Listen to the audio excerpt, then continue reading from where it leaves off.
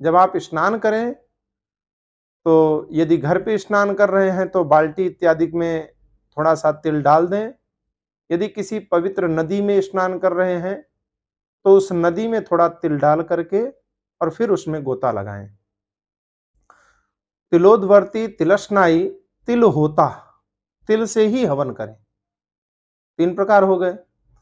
चौथी विधि ये है कि तिल से देवताओं का, ऋषियों का और पितरों का तर्पण करें। तिलोदवर्ती, तिलस्नाई, तिल होता, तिलोदकी, उदक अर्थात जल दें, तर्पण करें। और चौथा तिल भुक, तिल को ही खाएं, भक्षण करें।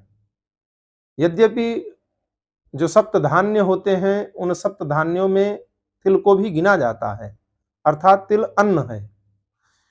लेकिन जो षटतिला एकादशी है, इस पर तिल का विशेष महत्व है, इसलिए सिर्फ षटतिला एकादशी पर ही तिल को खाया जा सकता है। अन्य एकादशियों में यदि आप तिल का भक्षण कर रहे हैं, खा रहे हैं, तो इससे आपका व्रत खंडित माना जाएगा। परंतु यदि षटतिला एकादशी को आपने तिल खाया है तो विधान है, उससे व्रत खंडित नहीं होता।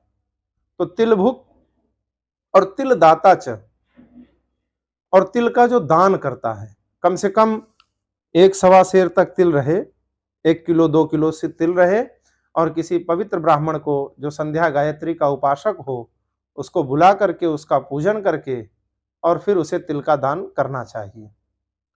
तो इस प्रकार से तिलोदवर्ती, तिलस्नाई, तिल होता तिलोदकी, तिल भुक, तिल दाता च, षट तिला पापनाशिनी। ये 6 प्रकार से जो तिलों का उपयोग है, वो पाप का नाश करने वाली है। शास्त्रों में तो यहां तक लिखा है कि यदि किसी के पास इतनी गरीबी है, इतनी गरीबी है कि तिल की उपलब्धता नहीं हो पा रही है, तो वो संपूर्ण मकर राशि पर जब तक सूर्य हो, पूरे महीने, तब तक वो स्नान के समय तिल शब्द का उच्चारण मात्र करके यदि स्नान करता है, तो उसे भी संपूर्ण पापों से मुक्ति मिल जाती है।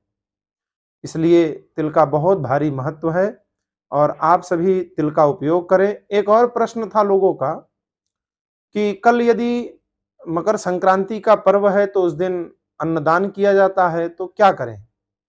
तो कल आप तिल का दान कर सकते हैं। और जो